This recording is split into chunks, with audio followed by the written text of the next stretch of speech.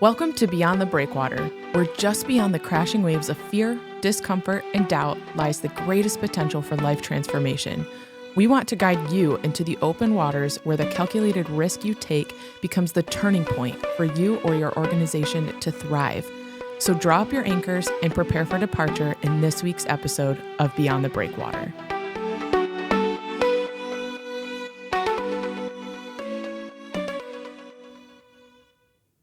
Okay, we're back with another episode of Beyond the Breakwater. I'm Lyndsay, and with me today, and always and every time, is Ed.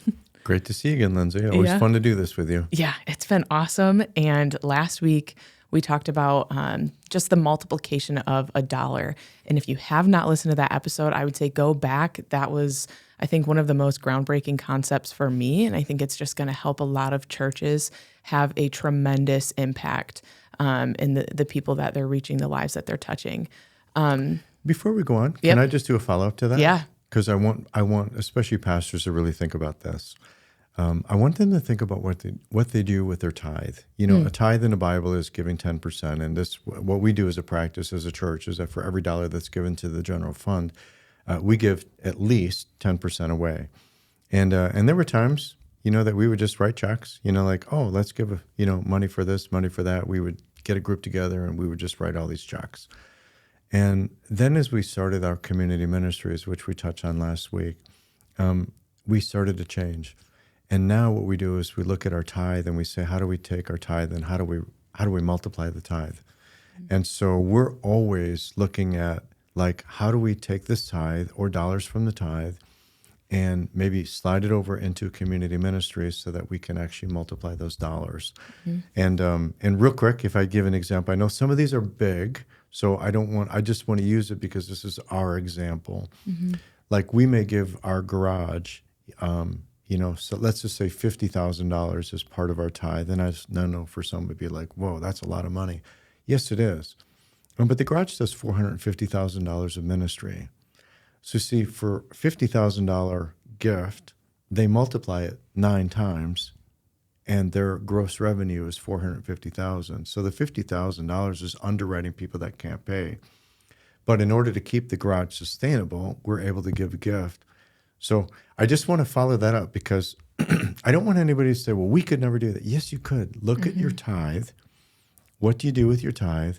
Can you take your tithe? Remember we talked about $1,000 of gift cards? Mm-hmm. Why not take the church tithe and buy $1,000 of gift cards so that you can multiply it to $1,625 of gas cards? Mm-hmm. So look at the tithe, buy Christmas presents with the tithe, and multiply those dollars to help more people, and then take the money, the 25% that you get in sales, and buy more, toys with that money. Mm-hmm. Churches have to start thinking differently. Instead of giving away their money for great organizations or people, multiply it. Yeah. So I think to kind of put that a little bit more plainly, if listeners weren't following along with, you had a lot of numbers in there, but kind of like you buy gift cards, and if you have like a $10 gift card, selling it for $5. So you can use that money to buy more gift cards. Otherwise, you would have only impacted, if you're just giving them out for free, you only would have impacted like the handful of people until the gift cards were gone. But now you can continue recycling that money, multiplying the people you're interacting with, and kind of the stretching the dollar of that gas card. That's it. Stretching the dollar like a multiplication. Yeah. Real quick before we head into everything else outside of money, because I want to touch on what other elements are brought in as we do ministry. But you have reflected a lot on Matthew 25. So can you talk about that verse and what that means? Yeah, it's one of my favorite places to go to. And I think the more that I reflect on it, in fact, I was talking to the elders this morning. I had a breakfast meeting, and we were talking about Matthew 25 in the sense of Jesus tells a story about a man going on a journey and entrusts 3 people with money. One was 5 bags of gold, and immediately he took those 5 bags of gold and he put it to use and earned 5 more. And another one he gave 2, and then that person quickly put it to work and earned 2 more.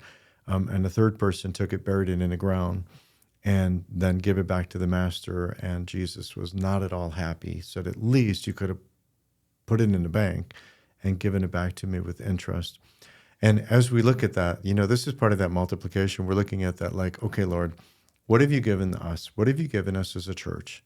And whatever it is that you've given us, whether it's property, people, dollars, how do we take what you've given to us and put it to work? Mm-hmm. That's a whole different way of looking at ministry. Mm-hmm. Because now you're looking at ministry like, how do I multiply this? How do I multiply the ministry? How do I multiply what you're doing?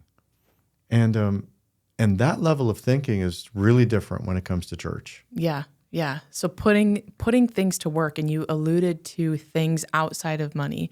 So of course the church will have donors coming in, givers, tithes. But if the under-resourced church, with I think is a lot of listeners today, if they are approaching ministry with looking at it of like, man, I don't know how to make this work. I've seen just in the short time that I've worked at our church and with you, God bringing to the table a lot more than just dollars. So can you talk about things with like what other resources have you experienced as a part of these ministries? Well, it's the people resource. I think that's one of the most fun for me, because whenever you go into different places, you're starting to see how can we use whatever we have to make a difference for other people. And I was in a meeting yesterday in a community.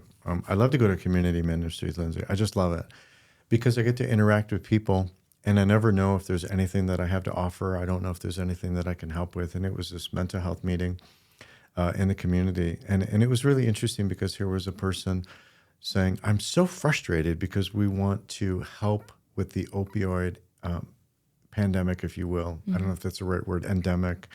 The opioid crisis, mm-hmm. That's the word I'm looking for. And they want to put a vending machine for Narcan in the community. And they were just saying, nobody will have it. Nobody wants to have it. We've reached out to all these people and nobody will have this vending machine. And I happened to be sitting right next to her, and I just raised my hand and I said, well, why don't you put it at our place? Can you explain what Narcan is? Yeah, okay. So what Narcan is, I'm not in the medical field. But if somebody overdoses, Narcan is a drug that if administered quickly, can actually stop the effect of the overdose and save a person's life. So a vending machine for this life-saving thing if overdose were to occur. Correct. Okay. So let's just say you had friends and you knew that they were using mm-hmm. drugs, and you said, I think I would like to, for the sake of my friends, have one of those on me. At all times, so that if ever I happen to encounter somebody who's overdosed, I can do something about it instead of just watching them die. Mm-hmm. So you could go to the vending machine. It's free. And you could get a Narcan, uh-huh. And you could have that Narcan with you. Now you've got it with you at all times, so that if you happen to know somebody or you got some friends and you go to a party and something happens, you're like, I can do something about it because you've gotten one of those. And if you used it, you can go back and get another one for free. Interesting. Okay. But you see, those are like contexts that the church can. Why can't the church help with this? Yeah. Put the vending machine at the church. All they need was an outlet. Uh-huh. So what's so hard about putting a vending machine outside the church to say to the community, we really care about you? Yeah. So people, connections, you've been going to community meetings a lot. So I think I've heard you say, like, pastors, start with getting outside your office. What other connections can you draw on? Like, what are the importance of the people aspect in the ministries? I think we have a place, a church, that people can use. And so I'm always offering, like if they want to have a gathering, they want to have a meeting, they want to have something, we'll use our place. Mm-hmm. It's amazing how many times we get to interact. One of the reasons, if I could speak into pastors' lives, we've talked about these community ministries. What they don't understand is how many doors it opens up. Mm-hmm. Let's take food. Okay, so I think I told you I knew nothing about food. I mean, zero about nutrition. I know that's crazy. I'm 59 years old, didn't know the first thing about nutrition, and we started a grocery store. So what did I do? I went to grocery stores, and I started talking to people, and I started talking to owners, and I started to say, we're thinking about opening up a grocery store to help people in our community. And what can you tell me about running a grocery store? I started looking things up on what can I learn about nutrition. And then you find some meetings that are going around our town. Hunger connections. There's a meeting in our town about eradicating hunger. So then I would say, can I go? Hey, can I be a part of that meeting? And so I'd go and be a part of that meeting and say, oh, now I'm interacting with all of these people that are in food. Mm-hmm. And so you get to know all these people. And how can the church, because this is a funny thing, I'm usually the only church in all of these meetings. Mm-hmm. There are always agencies and groups and grocery people and people but I'm there. And what do I have to offer? What does the church have to offer? But now I'm connecting with all these people. In our grocery store, we wanted to have bread. So we started to pay attention to all the brands of bread. And then we started to call on vendors and we started to meet salespeople. And I was doing a lot of that at the beginning. And so here I am meeting all these people in bread and I'm learning everything there is to know about bread and all the different kinds of bread and telling them what we wanted to do. And then they were going back and telling their managers who told their managers who came back to us and said, we want to help you. So we're going to give you the lowest wholesale price that we offer anybody. Mm-hmm. We want to give to you so that you can help the people that are coming to the grocery store. So then I would get to talk to the manager to say, hey, thank you for what you're doing. So you see, here I'm a pastor. Mm-hmm. I was going to say. Small town pastor that gets to work with bread people. And I get to work with meat people. Like we didn't know anything about meat. Mm-hmm. And I was just driving down the street looking at it. There's this, we got this great place in our community where you can buy amazing meat. So I was driving by one town, here's a semi right in front of it, So I'm like, oh, I wonder if that's their supplier. So sure enough, Googled it, got a hold of the supplier, asked them all about it. So started to build a relationship with these people down in Detroit and found out that that's where they are. And I learned all about how they work and they love what we're doing. I get to pitch what we're doing. Mm-hmm. So now I'm developing a relationship with people that are in meat. Mm-hmm. And then, of course, here's a cool thing. He told his boss, who told his boss, who told his workers. And pretty soon you've got all these people that are down at the meat factory hearing all about what this little church is doing in a little grocery store. Mm-hmm. See, if only I could talk to pastors about how when you do a ministry, and it doesn't matter what it is. Here's another example, shoes. Remember we talked about Sneakerpalooza, that you ask people to buy shoes. Then we made the mistake of giving them away. I know we've talked about that. We should have sold them for at least $5. But what we did is we got people who were passionate about doing this, went to every shoe retailer all around town. Do you know how many contacts one idea had? So think about going to all of these stores, every shoe store, every big department store, talking to the manager, telling them what we're doing, and inevitably every one of them reduced the shoes down to a little bit above their cost. But they had to go tell their bosses to get special pricing for this church doing this crazy little activity in the town.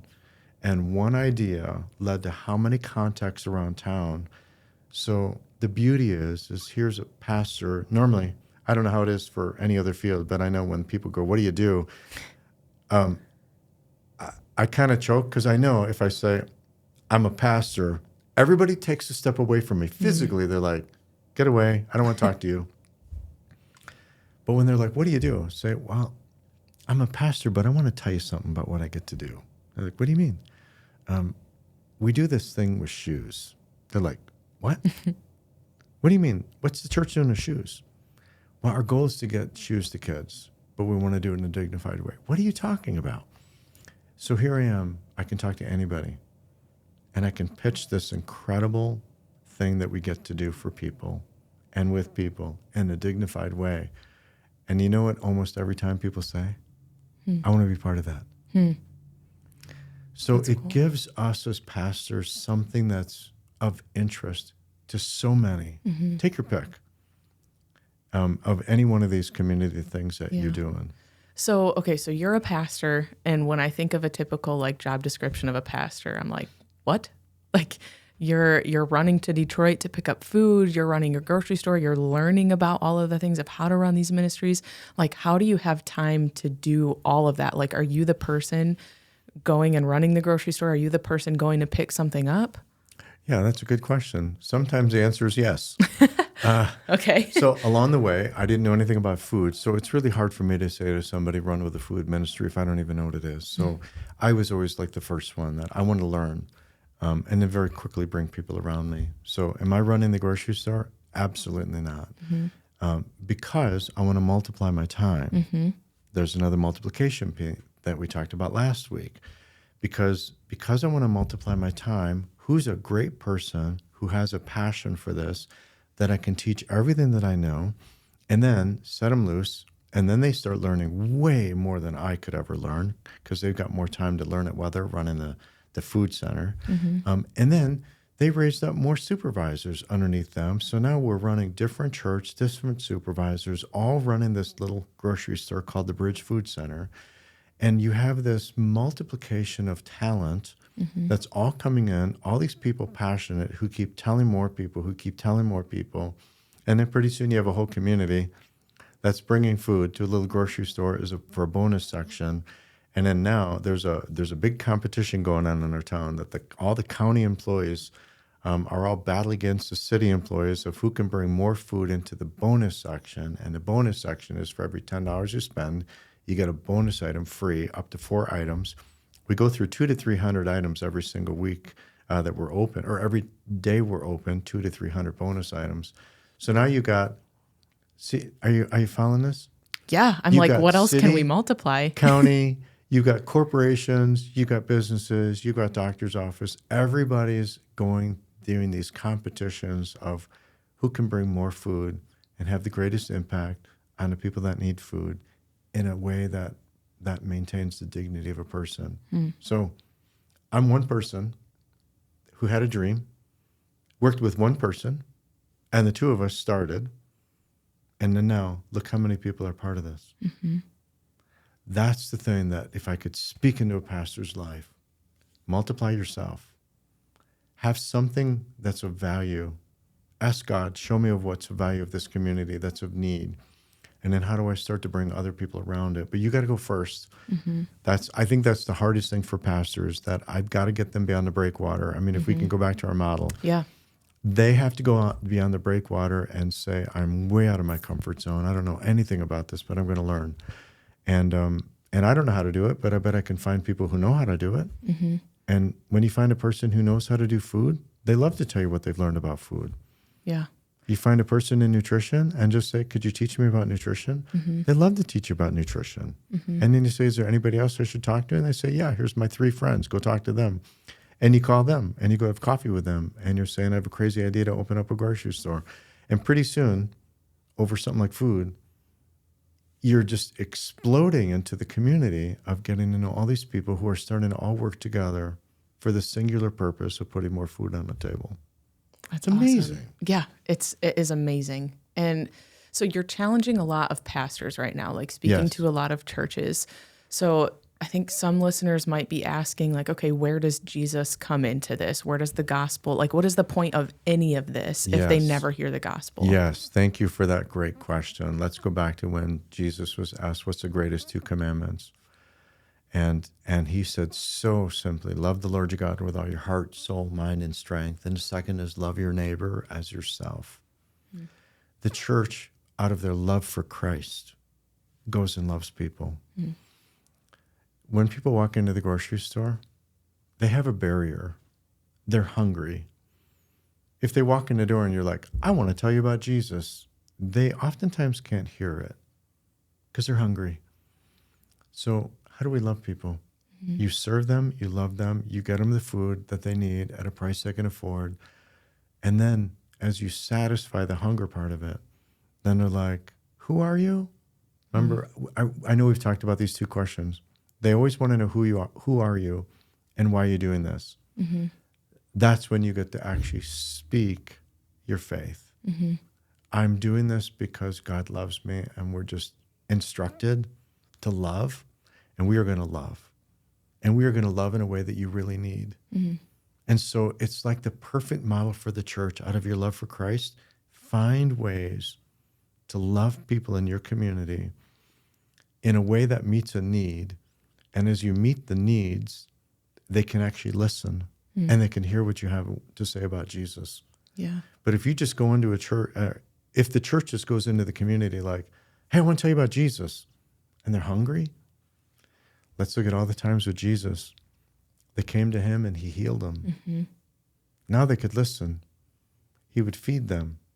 He would teach them and feed them so often. He would combine the two because he knew when you're hungry, you can't listen anymore. Mm-hmm. Yeah. I was reading just a few days ago, like Jesus was in a crowd it was like the crowd of 4,000, and there were people that were being brought to him for him to heal and for him to feed and for him to make the crippled walk and the blind see. And at the end of it all, it was like he had healed, he had done all those things, and it was like, and God was glorified because of it. Yes. And so I just like after that had that feeling of like, oh my gosh, like we have such a great privilege to have all of these intersections in the community between a healthcare clinic and a grocery store and an auto garage to meet people's needs and love them without the expectation of, okay, now come to my church. But we can just love them because we love God and we love people like we love ourselves. And so it's just what a beautiful model that we can have that. And I just want more churches to be able to step into that and be like, oh my goodness, like Jesus doing that with the 4,000 and God being glorified. Shouldn't we replicate that here? Yes. And think about in those stories, there's two different stories with Jesus feeding people, but he started with 5 loaves and 2 fish and fed thousands. The multiplication. There's the multiplication. And everybody walked away experiencing a miracle. And those thousands of people probably went and told thousands of people. Mm-hmm. And I want to point out in that story too, like God was the multiplier in that. Yes. Like we are just charged with putting our money to work. Yeah. And God will multiply that. Right. And so I think as I'm hearing you share these stories and how you've interacted with the community is you have like this curiosity and this desire to learn. And so that prompts you to enter the community in a way that I think most people might just like breeze through. Like if they're going to the grocery store, they're just going in to get it and then leave. Right. And if God is introducing you to people, if he wants you to see, hey, is that a supplier of meat? Well, let me dig into it.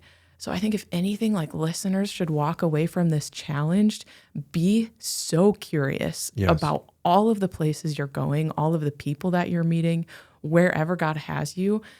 Like open your eyes and look for the things that are seemingly insignificant where someone else might just tap out and be like, all right, that whatever. But I think God speaks in both the big things, but he speaks in what is so insignificant seemingly.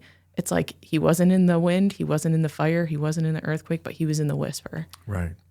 It's kind of funny when you talk about, me going into those meetings. So remember the Narcan story about the vending machine? Well, the first time I went into that meeting, I walk in and here I'm a pastor walking into this community meeting. And of course, there's no churches. And I remember them saying, can we ask you a simple question? Sure. Why are you here? I said, I have no idea. I don't know. But I just wanted to come and find out. Yeah. And here, now we get to help in the saving of lives in the most simplest of ways that everybody else said no, and we said yes. And we get to help in the savings of lives of people who are struggling. My heart just breaks for people that are struggling with opioid addictions and all the addictions out there. The church should be leading. How do we help? Because Christ sets us free from those things. So sometimes you got to walk in a meeting that you don't know anything about. That's going beyond the breakwater and being completely uncomfortable. Wow. And then watch how God can use the church in a powerful way to save lives. Yeah, I have the chills. What can listeners do before they go? I would look into your community and find out what's going on. Just start asking around, what kind of meetings are going on in the community. You can go to township meetings. city council meetings. Where's an interest you have? Find out. And I think the more curious we are, and again, it's getting pastors out of their church. So if I'm talking to pastors, get out of the church, start going into the community, and start getting to know people in the community, start asking questions, and see where that goes, and watch how the doors just keep opening up. One door leads to another door, leads to another door, and pretty soon you're like, God, I think I know why I'm here. It didn't make sense, but now it makes sense because you're using the church to serve the community. That's awesome. Okay, stay curious, everyone. We'll see you next week. Thanks for tuning in to this week's episode of Beyond the Breakwater, a podcast of Elevate Community Ministries. Don't let the conversation stop here. You can email us at hello@beyondthebreakwater.org. We would love to chat with you, answer questions, plan a visit, and help you take your next step. We'll see you next week.